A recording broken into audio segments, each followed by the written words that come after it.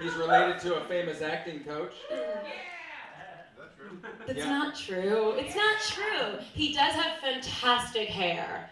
Fantastic hair. That's right. Ladies and gentlemen, give it up for Ethan Stanislawski!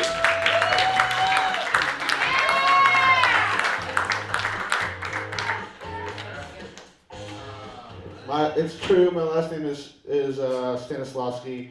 Not related. But if you want to know a fun thing about me, you know how Jewish I am. My last name was changed to Stanislawski to sound less Jewish. That is a true fact of my family history. They did it to escape from Nazis, and it didn't work. They still got caught. It's a really sad story, actually. But thank you guys for coming out. I just hit my 3.5-year anniversary of moving to LA, and I'm very happy about it. I like it here. I'm from New York originally. I went to college in Chicago, and so I've lived in New York, Chicago, LA, the three major cities of this country, and I think I figured out the difference recently. I think if New York is the city that never sleeps, and Chicago is the city of broad shoulders, then that's the same. Shut up. But those are true. Then LA is the city where you don't eat gluten to justify your cocaine habit. That's what I've seen from experience. It's a great city. I love it here. Great city. Fantastic. I've had an interesting year. It's been a lot of good, a lot of bad. Earlier this year, like at the beginning of the year, I had 2 car accidents in 1 week. That is a true fact. Another true fact, both were my fault. That is also true. I'm not a good driver, you guys. I don't know if you know this, but in California, when you have 2 car accidents in 1 week and they're both your fault, the cheapest insurance you can get after that is suicide. That's the only plan in my price range right now, really. I figured it out though. Actually got a plug-in electric car, so it's a fully electric power, no gas.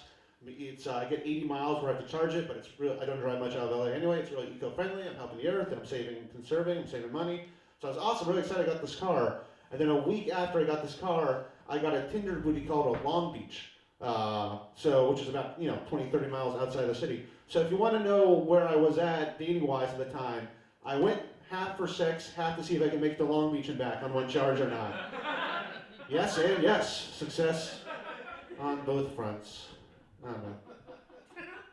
Guess I'm a feminist? I don't know. But I figured out what kind of feminist I was when I saw Gone Girl, and my first thought was, I gotta jerk off right now. That was my reaction to that movie. Like, is she a righteous warrior? Is she a monster? Either way, I'm coming. Either way. That movie is sexy. That's the kind of feminist I am. I'm a guy and a feminist, and I think that's cool, but it's gotten weird to be like a guy feminist in the world recently. Because I think it's a very noble thing in theory, Like, a lot of guys are shitty to women.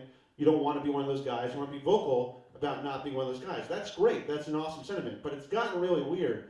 Like, my friend showed me this Tinder profile of a guy she matched with, and his description, I swear to God, was feminist in the streets, misogynist in the sheets. That is a real Tinder profile out there.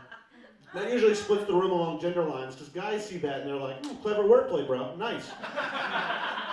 And women see that and are like, are you a fucking person? No, stop that shit. Also, if you're on the internet a lot, and just by looks, clearly I'm on the internet a lot. If you're on the internet a lot, every discussion about feminism inevitably turns into 2 dudes yelling at each other about feminism. You notice that always it's 2 dudes. It's like, isn't the point of being a male feminist that occasionally you shut the fuck up and let a woman talk? I thought, basically what I'm saying is being a male feminist is the same as eating pussy. If you're good at it, you don't really need to say anything. Like, your work speaks for itself. And it's appreciated. I have a lot of female friends, and recently, through talking to them, I figured out if size matters or not. I figured out that question, and that's a big deal to figure that out. Because guys have been debating this for like millennia. Like before there was civilization, this was like, when man developed the power of language, one of the first questions he asked was, how big is my dick have to be real? Like, how big? And just by talking to my female friends, I figured it out. Here's how it works, guys. Insider shit. If you are a guy and you are great to your woman, you treat her well, you're nurturing, you're caring, you're supportive, you're with her through thick and thin, it doesn't matter how big your dick is, she's great. She's going to stay with you forever. You're awesome. Why would she leave that? That's great. If, on the other hand, you want to treat women like garbage and throw them to the curb and find a new one each week, probably shove a few extra inches. Just probably like, That's a solid 7 with girth. If you're gonna be a shithead to woman, no woman's gonna stick around with a guy who treats her like shit and has a 3-inch dick. Like, fuck that. That's not acceptable. And sometimes people hear that, they're like, hey, Ethan, you talk a big game. What do you got going on down there? And what are you packing?